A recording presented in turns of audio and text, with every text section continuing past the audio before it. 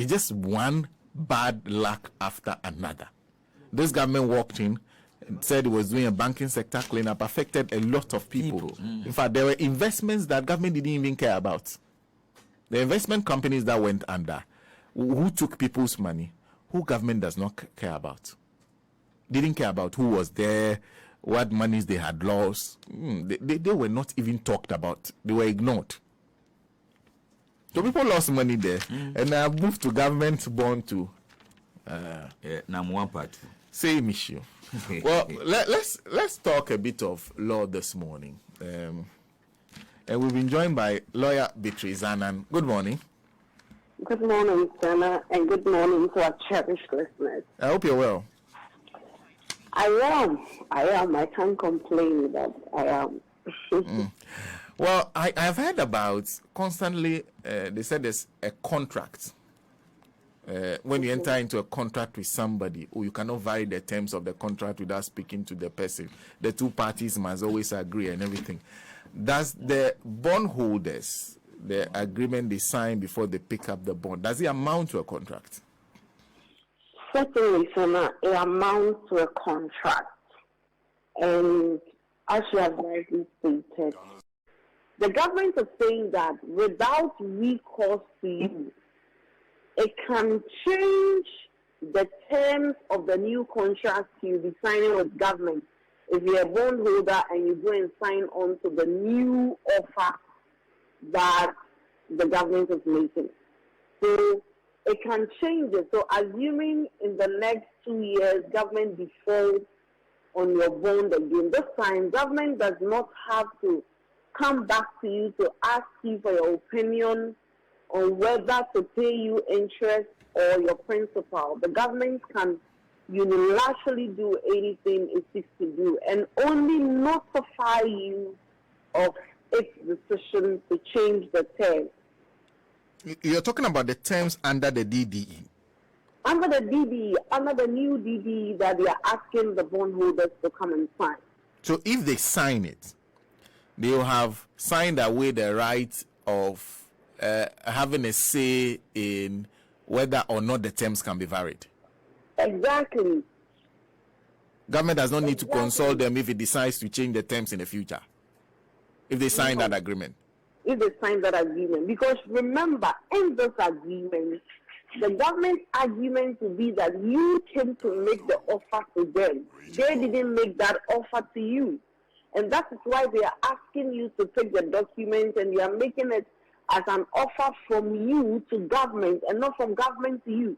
Because if the offer was from government to you, you can make the argument of unconscionability, you can make the argument of duress, you can make the argument of mistake, which in law we say that are vitiating factors that may render a contract void or voidable. So that is why the government is saying that, no, we are just sitting somewhere. You come and take the new documents and make the offer to us. So in future, when you have issues that you raise, the government will say, but you brought me this document and you said that you were making the offer and these were the terms and we accepted it. And so subsequently, you cannot be heard to be saying that the terms were not beneficial to you. And that is how unconscionable this new debt exchange program that... In fact, Council, you are confusing me. I always sit here and say the government is making an offer to the bondholders. You are saying that if you go and sign that, the document essentially be saying you made that offer to the government. Exactly. But the document came from government. No, the document was drafted by government. But that is why they are asking you to go to your bank. And so, indirectly, when you go to your bank, the presumption will be that the bank gave you the document. And when you sign the terms, it means that you are asking the bank that this is the new offer I'm making to government, so take it to government. And so that's why the whole DD is shrouded in a lot of opacity, because the government knows that what it's doing is bad. The document which government is asking citizens to come and take and make offer to it is 58 pages, and they know that nobody will read, or many people will not read that 58-page document with all the schedules and annexures and very complicated legal language. And so many people think that, the government is making a new offer. No, if you are listening to me this morning, the government is not making a new offer. You are making an offer to the government for the government to accept. And when the government accepts, you are empowering the government to change the terms of the contract in future without recourse to you. The government only has to notify you. But that's not the most fearful part in it for the new bondholder. In that offer you'll be making to government, the government is saying that when they default in future or when they breach any of the terms of the agreement and you go to court and you get judgment, you will only have a judgment on paper. You will have no means of getting your money back. And that is why they were even cautioning individuals not to waste their time to go to court.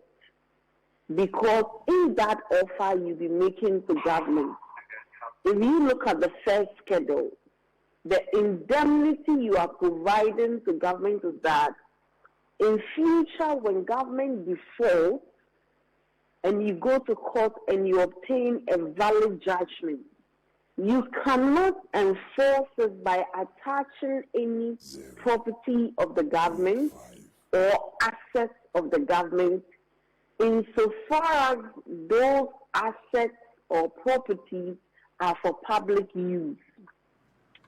Sena, in your adult life, have you seen any government property or asset that is for private use? Every government asset have been for private and for public use, will continue to be for public use. And so with that caveat in the amended and restated exchange program, you cannot get your money back. So what you'll be left with is a judgment on paper that the court will say that yes, indeed, government breached the terms of the contract. Indeed, you are entitled to the money which you invested with government, including interest to date of final payment, and you will still not get even 1 cedi out of the monies that you've invested with government. And that is where the danger is for the citizens. You can't sue based on this arrangement. You can't go to court because government says, from 2024, I'll pay you 5% interest, and government does not pay you. You can't take them to court.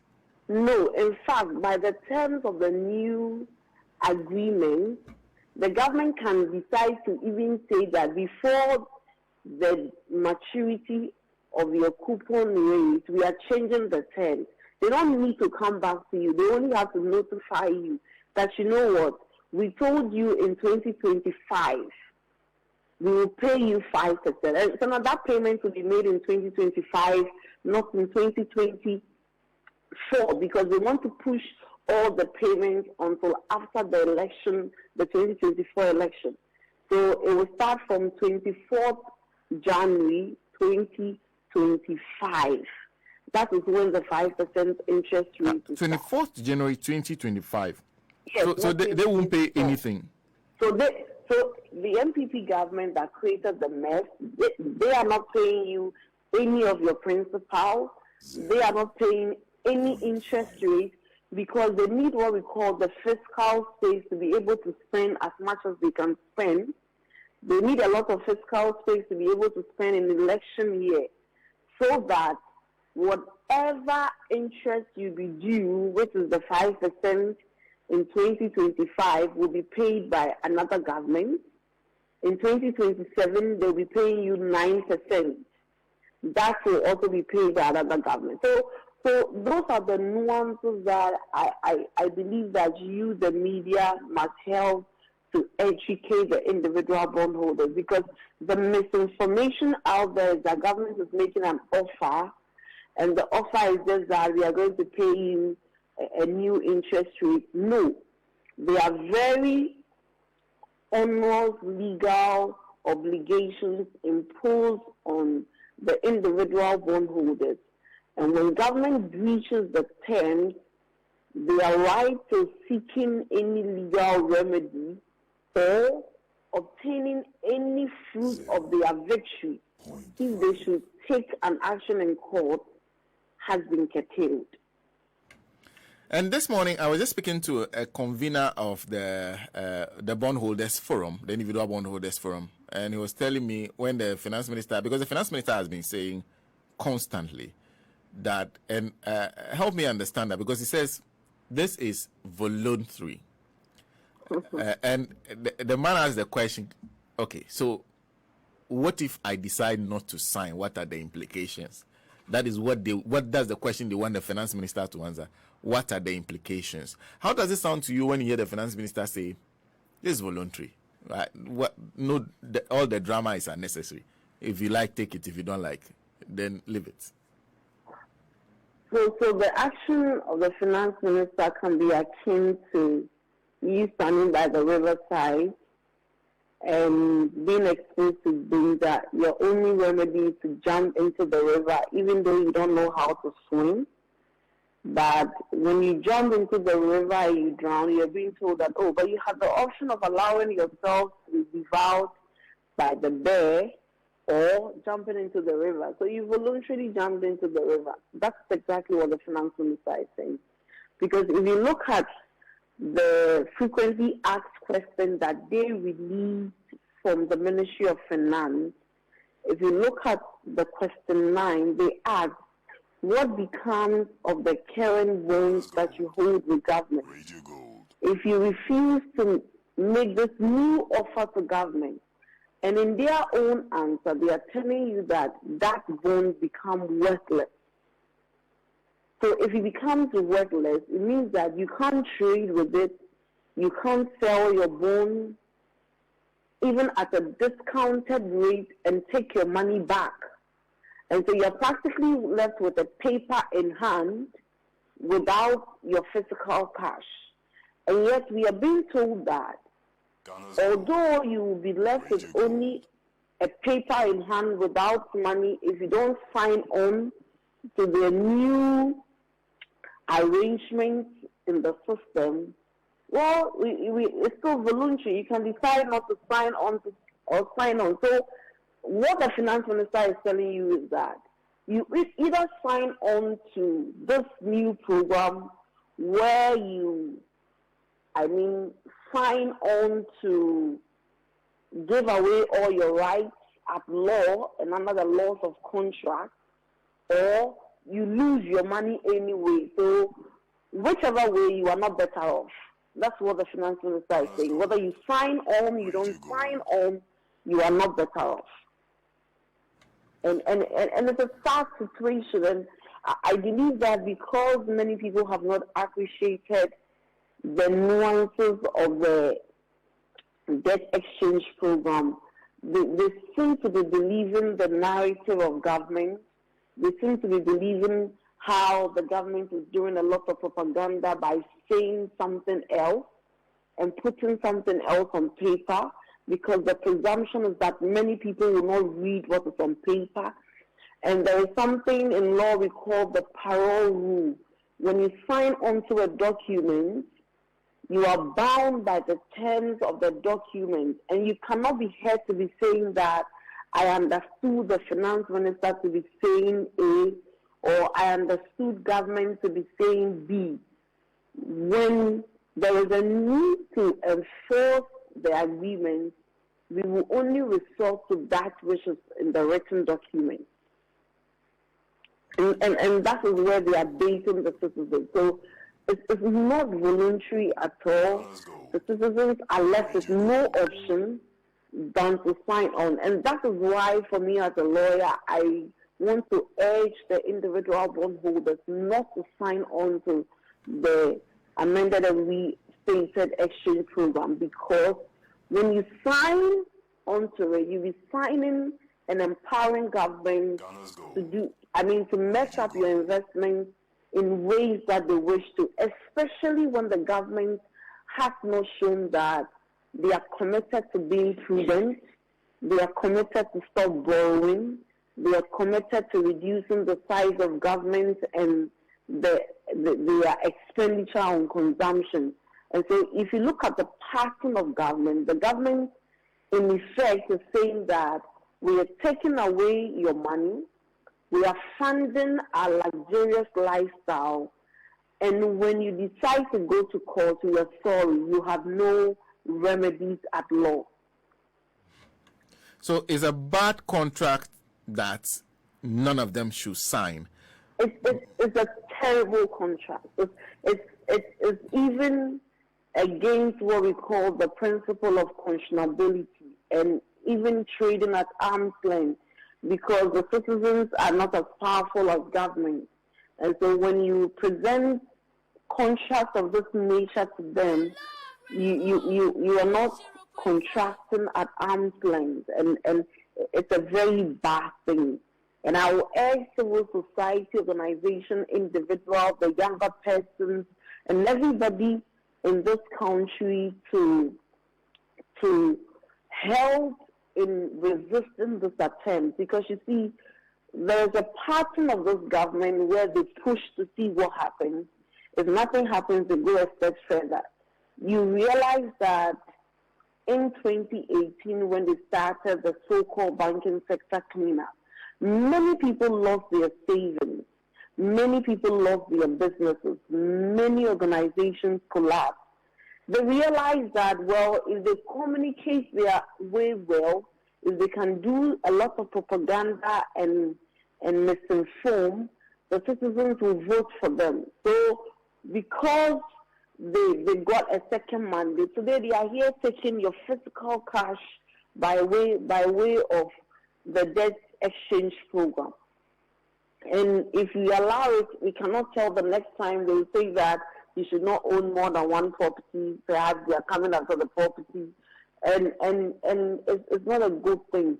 But there are also majority of the people who feel that they are not bondholders, and so all these discussions are a bit abstract for them, because one way or the other they are not affected. But I'm sorry to say that every one of us will be affected.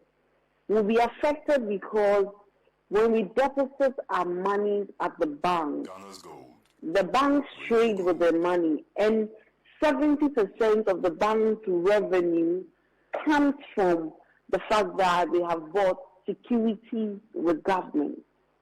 So if government is now going to restructure these securities, the banks will not be making profits. They will not have access to the monies you and I have deposited. And so if the government continues on the path that it's traveling, it will get to a time that the banks will not be liquid. And so although you do not have an investment, your savings in the bank, when you get to the bank and you want to take it out, the banks are not liquid. They do not have money to give to you. So if you're a business person and you want to take 20,000, they'll ask you to take 5,000 and come back in 2 weeks or a week or 3 days, depending on the liquidity issues of the respective banks that we bank with. And that, you and I know how challenging it could be, especially for the many people who have either sick children or sick dependents, or always need money to attend to some urgent event. And it will wipe away the financial literacy. It will kill the confidence that successive governments have tried hard to build in the banking sector. And we'll go back to those times when people will keep monies in their wardrobes, in their bags, and I mean in every place they can. And for me, because our finance minister seems not to care, it's like a family kind of governance. We simply don't care what will happen to you. As long as we are okay, it becomes an issue that we should not allow this government to have its way. But your advice will leave us with a wordless paper. But even whether you take my advice or you don't take my advice, you still have a wordless paper. Because you live in a country where inflation is 54.1%. And so if you have purchased, let's say, a government security by way of bond for 5 years, and you're being told that it will mature in 2027, that's about 4 years. So if on the average, annually, your investment, which you will not be paid interest on anyway until 2025, the money is devalued by 54.1%, then even in the second year, your money would have depreciated more than 200%. So whether you sign on or you don't sign on, it appears that is it. But when you don't sign on and government does not do the debt restructuring, they will be forced to cut expenditure. They will be forced to look for other innovative ways of doing this. And their pension for borrowing would have reduced. Data Bank would not strategically be positioning itself to become book runners in more borrowing, and the government will sit up if they want to get the IMF. Because remember, this is about the 17th time we've had to go to the IMF, and nobody had to take the savings of the citizens in the manner that this government is doing it. Because in time past, what we have done is that we've seen a lot of consultative engagement, industry stakeholders and all the people who matter, including individuals who have ideas as to how this can be done, are invited to the table and negotiations do take place. But this government wants the easy way out, because it beats my imagination why any government has increased its expenditure by 67 billion cedis for this year. And the money which we will have to pay to these bondholders is just 11 billion. And so if government should even reduce its expenditure by 11 billion, we are good to go. Well, if government should even say that for the money I spent in 2022, I will stick to spending the same amount, especially when revenue is not increasing. These individual bond restructuring, we will not be having that debate. But the government wants to have a cake and eat it. And that's why we have to resist that. I want to conclude by asking you, I think earlier this week, I had a call from a man who said, as for me, my bond will mature on February 3rd. There's somebody who says later in February, there are people who say September. From your reading, would they also be affected? Because February 3rd is just a few days away. So for those people whose bonds will be maturing this 2023, the government is saying that we will not pay you the principal. We reschedule. So the earliest we can pay you is 2025. No, the earliest they can pay is 2027. So if your bond is maturing 2023, you will not get your money. But they are paying you 2% of your money in 2023. But for the principal, you will not get it. You will only get it in 2027. If you look at the schedule attached to the amended and restated... my bond matures this year. You are saying that from the schedule you are seeing, yes, you get the principal in 2027. You get the principal in 2027, but you get a 2% interest. 2% interest. 2% interest? Yes. And after this, your 2% interest in 2023, you will not get anything in 2024. The next time you get something is 2025. In 2026, you will not get anything. You get something in 2027. Wow. I see. Well, I want to thank you very much for speaking to us this morning. And it's been quite educating listening to you. Thank you. Thank you very much, Lawyer. You're welcome. Lawyer Beatrice Annan speaking to us on the DD and its implications. I hope that you listen very attentively for a bondholder to the advice she's giving. She says, either way, you have a problem. So the best way is for us to all join the agitation and make sure that it does not happen in the first place. So that they are excluded. Yes, that's the exemption is the only way. The exemption yes, is the exemption is the only way out. And Grata some so the be a question baby. Sena one here now cosine and no as a foul. And Grata some. Well, we have to take a break and speak to a few more people. One of the people we'll be speaking to is a bondholder, ISP Franklin Nartey, who has been in the video, and how come he's agitated. We'll also speak to Professor Lord Mensah shortly.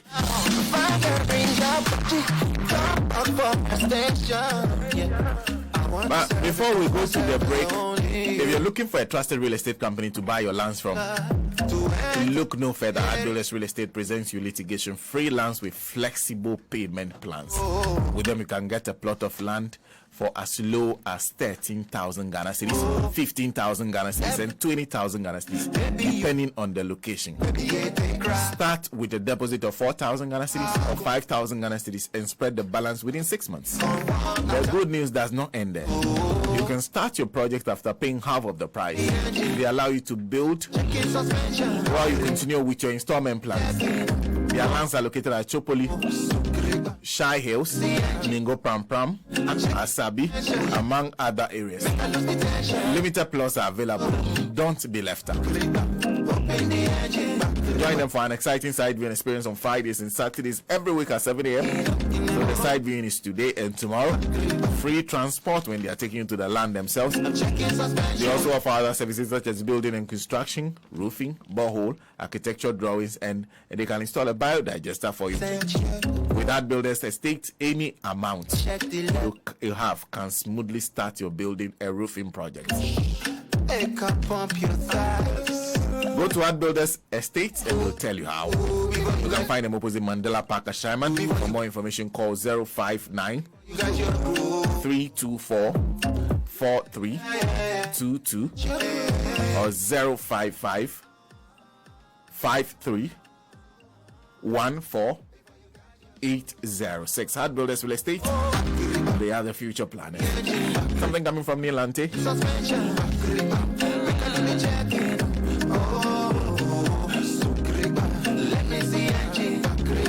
I'm checking suspension. Make I lose the tension. Open the engine. I'm checking suspension. I'm feeling you open. Make I lose the checking.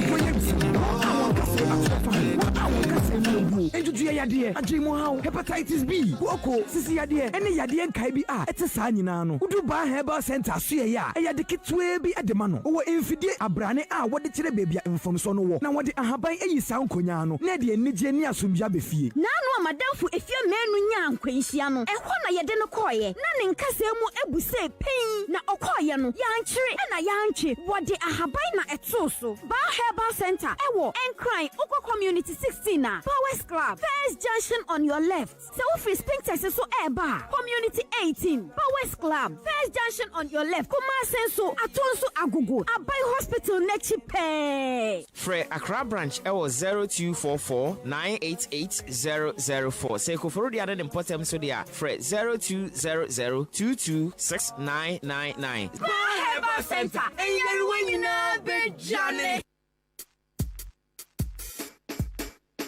Miato mi do to anya to ya Chicago club ro ye ya do go amanchinya goglo plonya to fi to twi manyo apasa manyo apasa do badu ya ta mi do to hello my brothers and sisters. 3 years ago, the sons and daughters of many women conspired to kill off this station and effectively deprive you, our wonderful listeners, of programs that you love. Thank God we are back. Amico Concerto, I am back.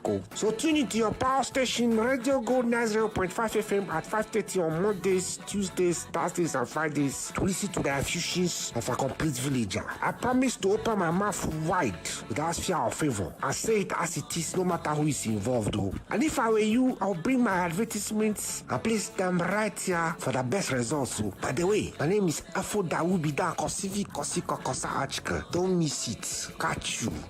Ever!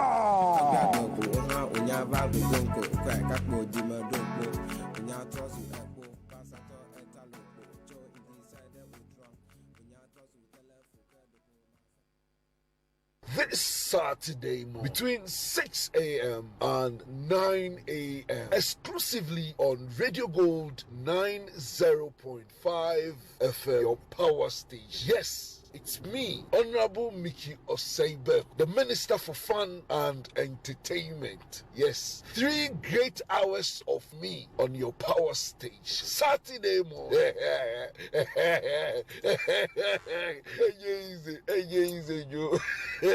Radio so asaya debi. Radio so asaya debi. Thank you.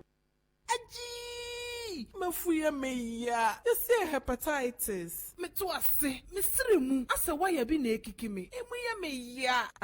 Sciatica, any bone fracture no. You drew Power Specialist Herbal Hospital. Dr. Kosia Dua ya betrete. Sciatica, entini, any bone fracture, nompemu yare. Power Specialist Herbal Hospital. Ebe show me one. Entemukura. One must specialize was sa area ropa. Yare ba konso ne saya omombre pa hepatitis B, stroke, diabetes, akumamu yare horo, typhoid, awo, dunso mu yare. Ni nyina.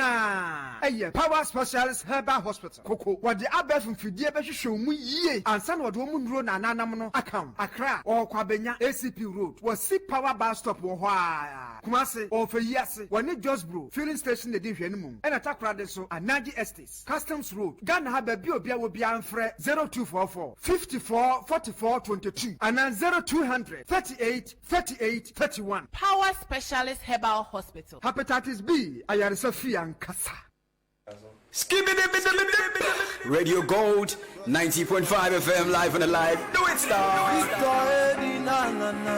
Pray for grace, my G. I say pray for grace.